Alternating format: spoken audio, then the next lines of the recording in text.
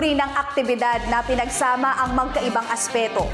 Kabilang dito ang sini na nagpapakita ng damdamin at kaisipan sa paggalaw ng katawan. Bukod dyan, nangangailangan din ng physical strength at endurance para gawin ito. Ang Pilipinas ay nakikilala sa mundo ng dance sport, isang sining na taglay ang mga ito. Ngayong araw makakasama ko ang national athletes na magtuturo sa akin ng sari-saring move sa dance floor. Ako si Sheila Salaysay at ito ang Inside Sports.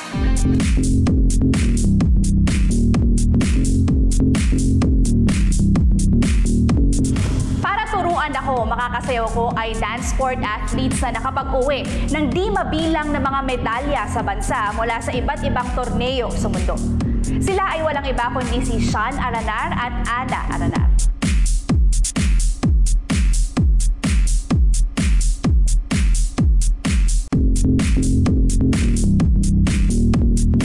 Hi, Sean and Ana. Pero unahin ko muna tanongin si Sean. Sean, paano ba naiiba yung dance sport sa ibang style o genre ng sayaw? Pwede mo bang linawin sa akin yung importansya ng chemistry na swak sa inyo ni Ana? So, ang dance sport po is merong tatlong disciplines, standard, Latin, and breaking. Ngayon, included na ang breaking. Ngayon, ang difference po ng standard and Latin sa breaking is couple sport po siya. So, yun nga, yung chemistry, yung practice, yung experience through dancing is kailangan nandun para mag-gain yung chemistry.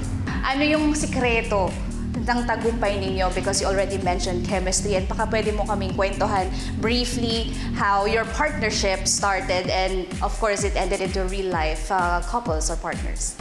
I think ang sikreto ng mga na-achieve namin sa career namin is yung matagal naming preparation.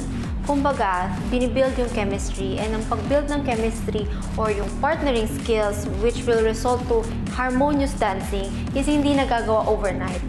It takes time, days, weeks, months, years actually. So kami, mag-partner kami ng 2013? Since 2013, so 1 decade na.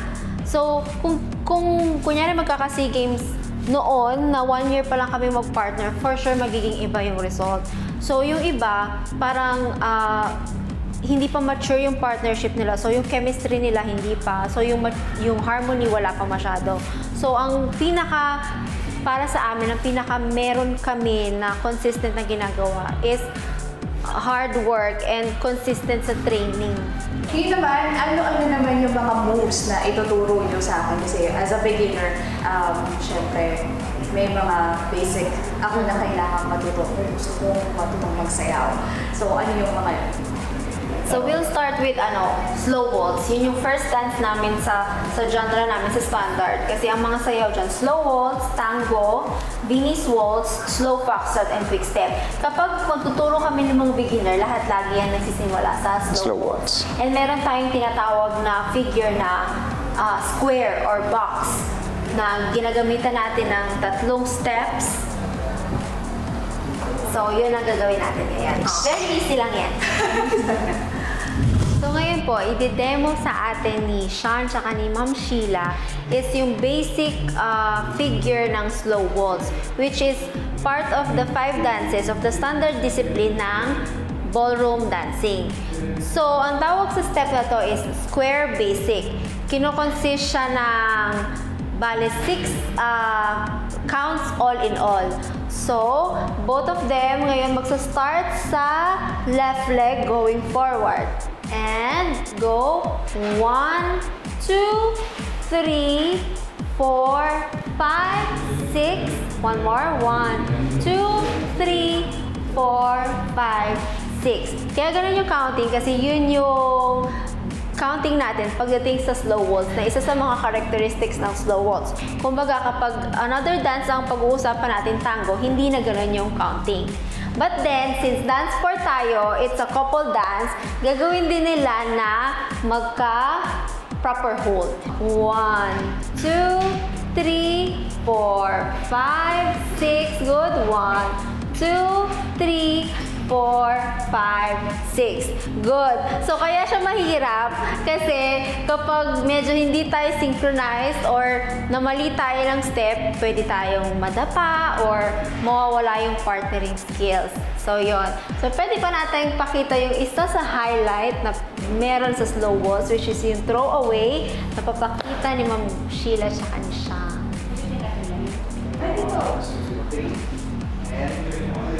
Yes, ito yung isa sa mga famous natin na highlight pagdating sa standard discipline.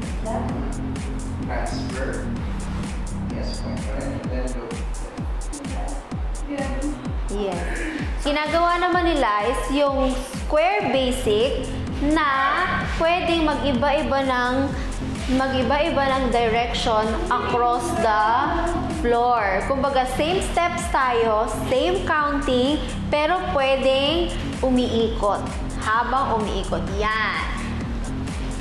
Maraming pwedeng gawing variations, pero dapat i-respect natin yung timing ng sayaw, and yung number 1 also is posture.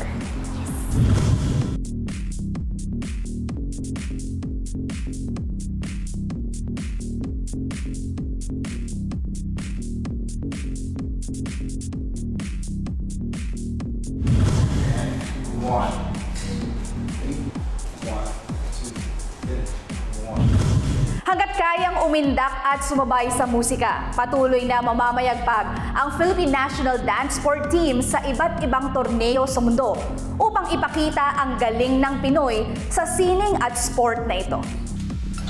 Ako si Sheila Salaysay at ito ang Inside Sports.